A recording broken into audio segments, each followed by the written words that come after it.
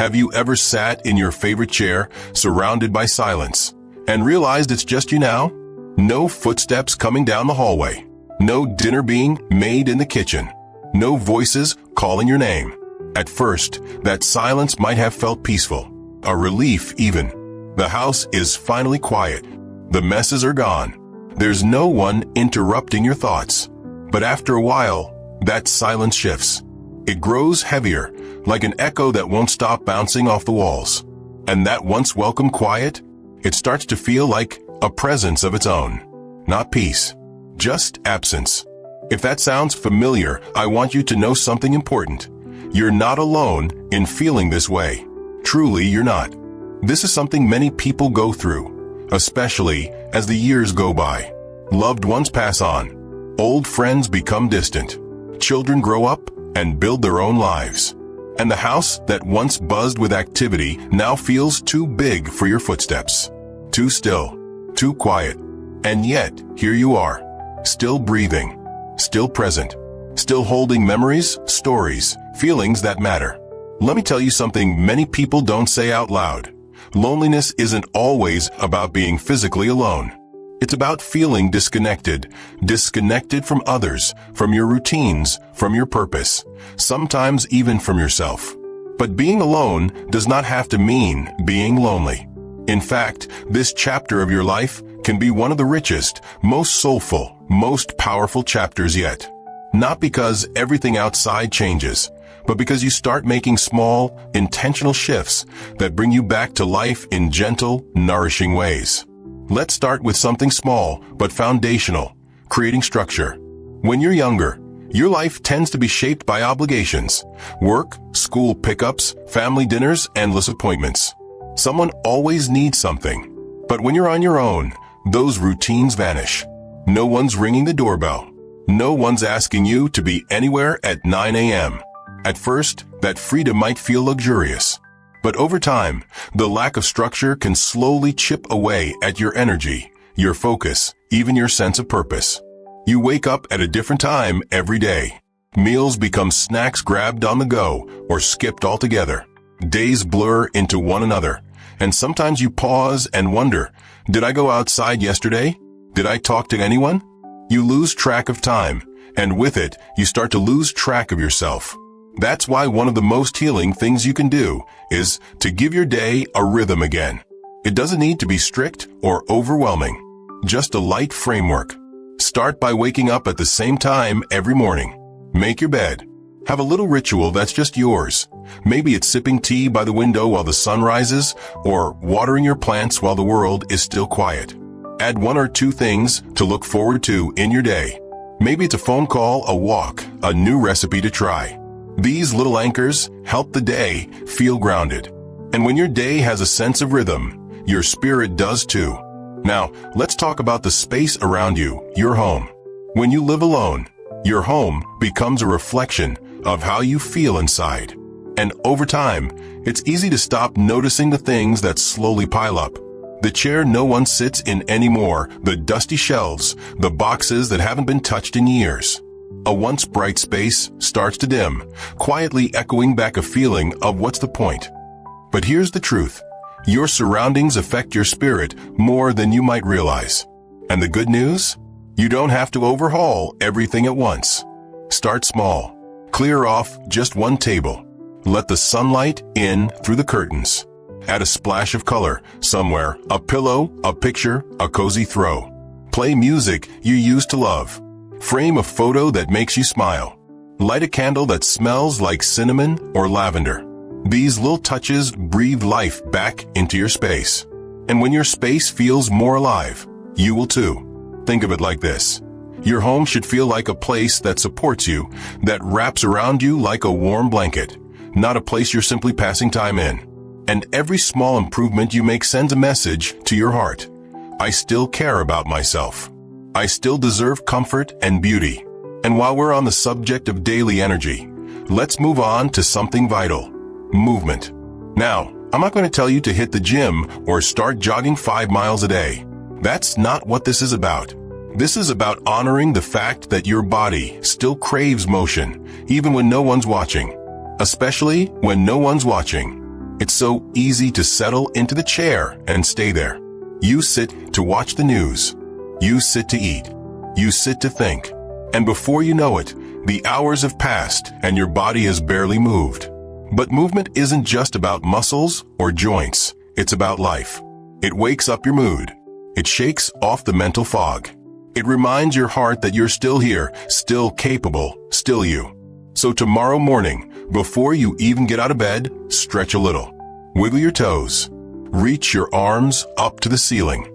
Let your body feel itself again. Maybe walk to the end of your driveway. Maybe play your favorite old song and sway a little in the kitchen. It doesn't have to be grand. It just has to be something. You still have strength inside you. You may just need to remind your muscles they haven't been forgotten. And now, let's touch on something even deeper: connection. When you're alone, it's easy to convince yourself that nobody's thinking of you, that the world is too busy, that you've been left behind. But here's the thing about connection. It doesn't happen by waiting. It happens by reaching. Yes, even when it feels uncomfortable. Maybe you haven't called your cousin in months. Maybe that friend from church moved away and you lost touch. Maybe you see the same cashier every week, but never say more than a polite hello. What if you started there? Called that friend, wrote a quick note to your neighbor, said, "How are you really doing?" to the cashier, and meant it.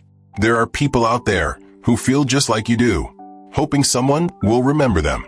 Someone will reach out. Be that someone. Let it be you. Because your voice still matters. Your presence still means something. And when you take that first step, something unexpected might happen. You'll feel more alive, more seen, more connected to the world again.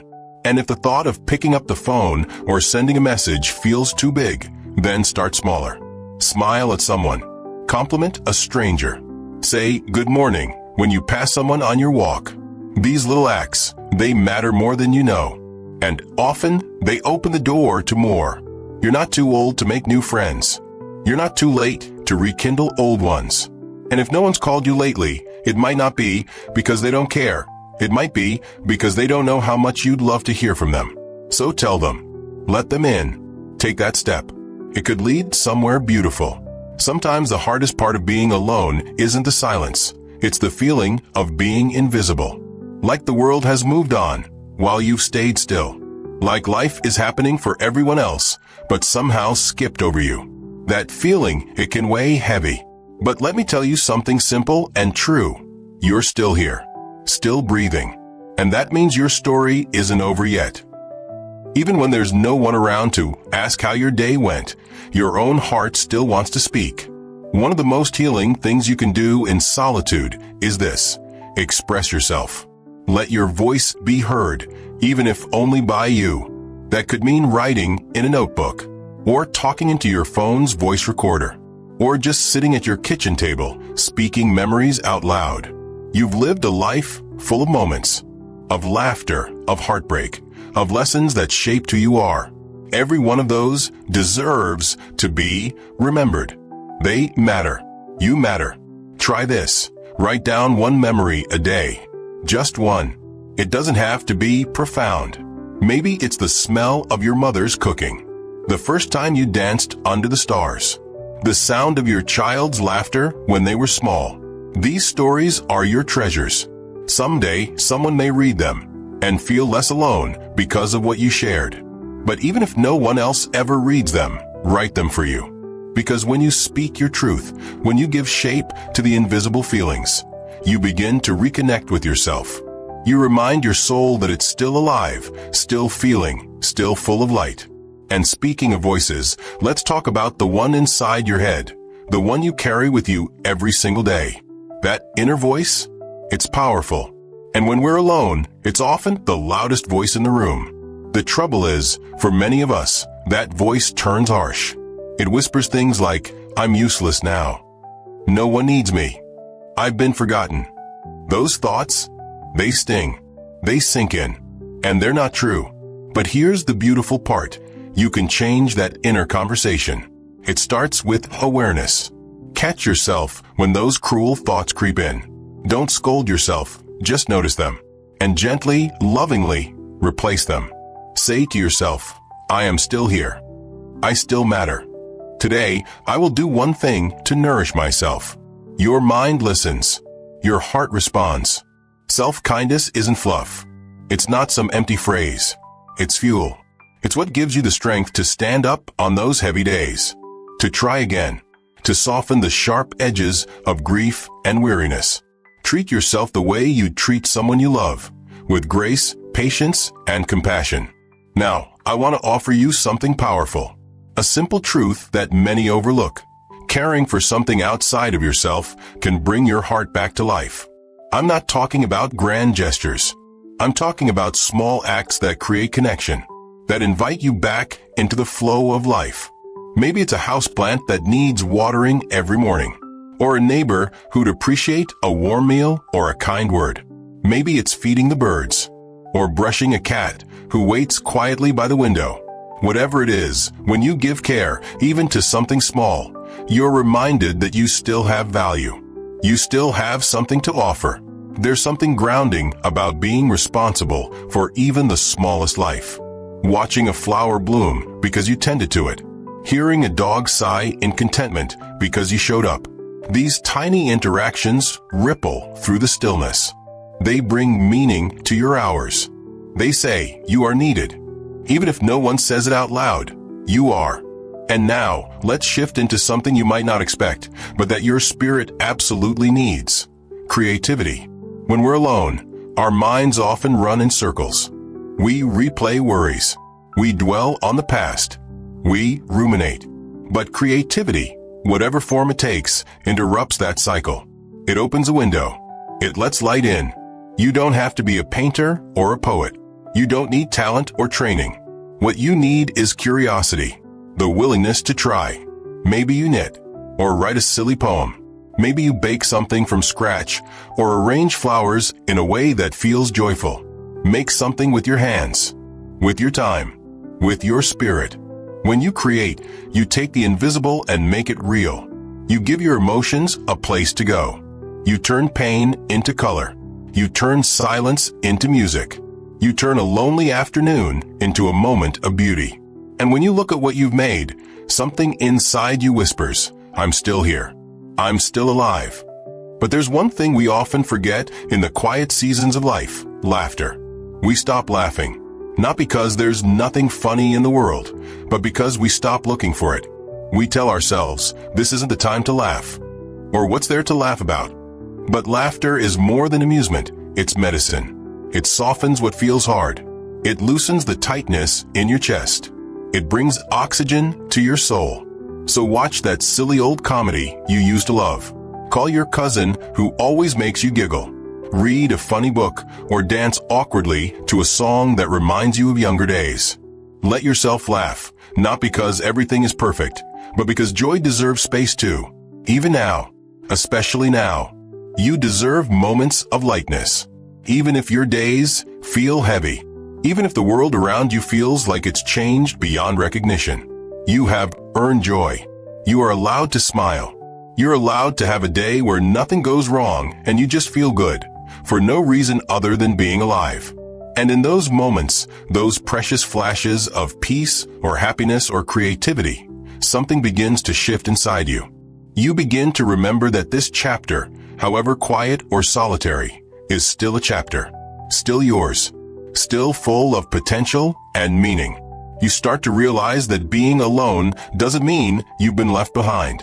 Sometimes it's an invitation to return home to yourself, to your values, to the rhythm of your own heartbeat. But let's be honest, not every moment feels peaceful, does it? Even when you've done the journaling, added structure, reached out, and tried to stay hopeful, there are still days when it hits you. A wave of sadness, sometimes out of nowhere. A song on the radio.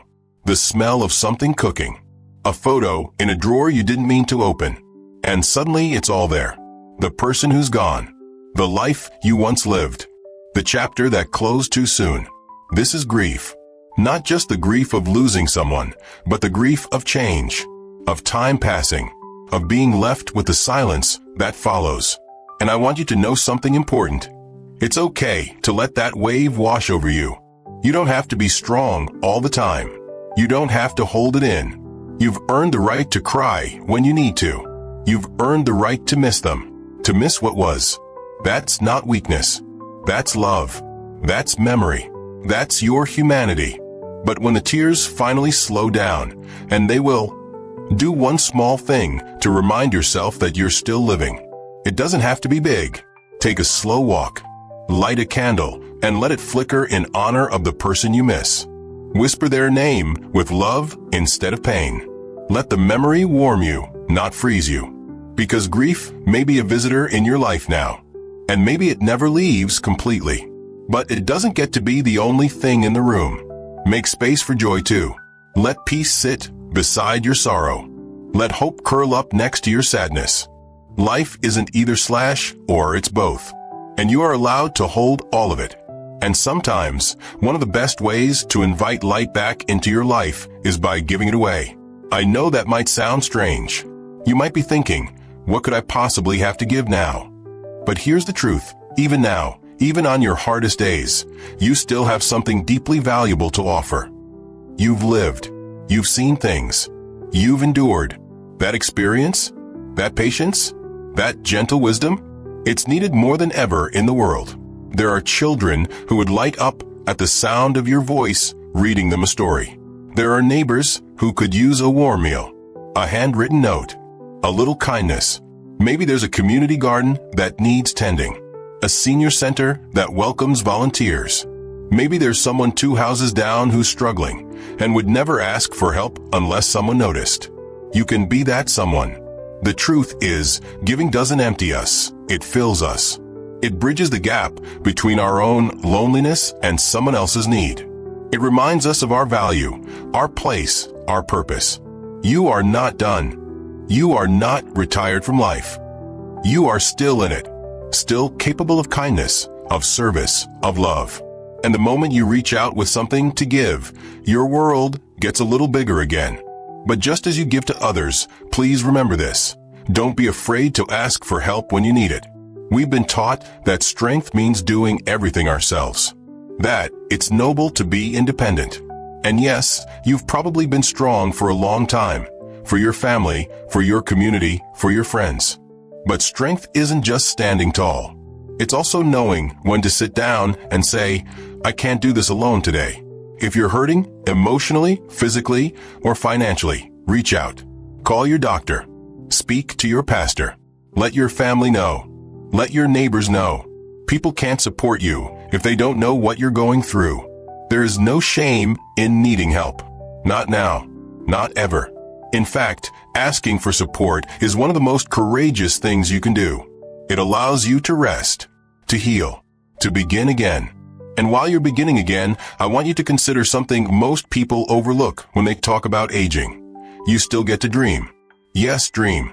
Some people believe dreams are only for the young. That past a certain age, dreaming feels foolish or unrealistic. But I believe the opposite. I believe that dreams belong to the living. And you, my friend, are still very much alive. You still have time. Time to learn, time to explore, time to imagine. So what have you always wanted to try? Was it a language you never learned? A city you wanted to see? A recipe you were too intimidated to make? Maybe it's something small, like learning to paint flowers, or joining a local choir, or finally figuring out how to use that tablet your niece gave you. Whatever it is, let yourself want it. Let yourself chase it, even just one step at a time. Close your eyes. Picture something new, something that lights a spark, and then move toward it, no matter how slowly. Because you never know what might be waiting for you around that next corner. You never know how much life is still out there for you to taste. The very fact that you're still here, that you're watching, listening, searching, tells me you haven't given up. That some part of you still believes there's more for you. And that belief, that's powerful. That's the beginning of everything. Maybe life hasn't gone how you thought it would. Maybe people left. Maybe the world changed. But you're still you, still capable of growth, still able to choose what kind of day you want to create, what kind of energy you want to hold, how you want to show up for yourself and for the world around you. And that's what it comes down to, how you show up each day. Not for anyone else, for you. Because being alone isn't always a choice. Sometimes life just shifts. One day you wake up, and the people you used to call every morning aren't there anymore. The calendar looks different. The house feels quieter. Sometimes you didn't even notice it happening, until it did. But even when the world around you changes, there's one thing that never stops being yours. The power to choose how you live, how you think, how you treat yourself, what you hold on to, and what you finally let go of. You still have that choice, right now, every morning when you open your eyes. And here's what I want you to remember, maybe more than anything else I've said. You are not just passing time. You are still creating a life. One breath at a time. One act of courage at a time. One soft, quiet, powerful decision at a time. Loneliness may visit. It might even sit beside you for a while. But it doesn't have to move in. It doesn't have to take over the room. Because your heart still beats with purpose. Your hands can still create beauty. Your words still carry meaning. There is still joy to be felt. Still laughter to be heard. Still wonder to be found in the smallest things. So ask yourself this every day when you wake up. What can I do today to feel alive? The answer doesn't have to be big. Maybe it's stepping outside just to feel the breeze on your skin. Maybe it's calling someone you love. Maybe it's making a cup of tea and drinking it slowly by the window, watching the sky change. Maybe it's saying something kind to yourself, or playing that song you used to dance to, or planting something in the dirt just to watch it grow. It could be anything, so long as it reminds you that you're still here, that you still get to be here. This chapter of your life, it's softer, yes, quieter. It holds more pauses, more silence. But don't mistake that for emptiness. There is magic in the pause. There is depth in the stillness. There is peace waiting to be rediscovered. Peace that comes not from what surrounds you, but from what rises within you. So give yourself that gift. Choose to live this season fully, not just drift through it. Choose to love yourself as fiercely as you once loved others. Choose to explore the corners of your soul that maybe you never had time for before. Choose curiosity. Choose grace. Choose joy again and again and again. And if anything in this message has spoken to your heart, if you felt even the smallest flicker of comfort or encouragement from these words, I want you to do one more thing. Share it. Tell us, right here in the comments, one small thing you're going to do just for you this week. It doesn't have to be perfect. It just has to be yours. And if this message helped you feel a little less alone, give this video a like. It helps more people, just like you, find their way to this space. A space for truth and warmth and hope. And don't forget to subscribe to Strong Elderly Life. We're here every week with honest, uplifting, soulful conversations. Because no matter where you are or how alone you feel, you're not walking this road by yourself anymore. We're walking it with you. Here's to your courage. Here's to your tenderness. Here's to your life, right here, right now, exactly as you are. You've got this, and we believe in you.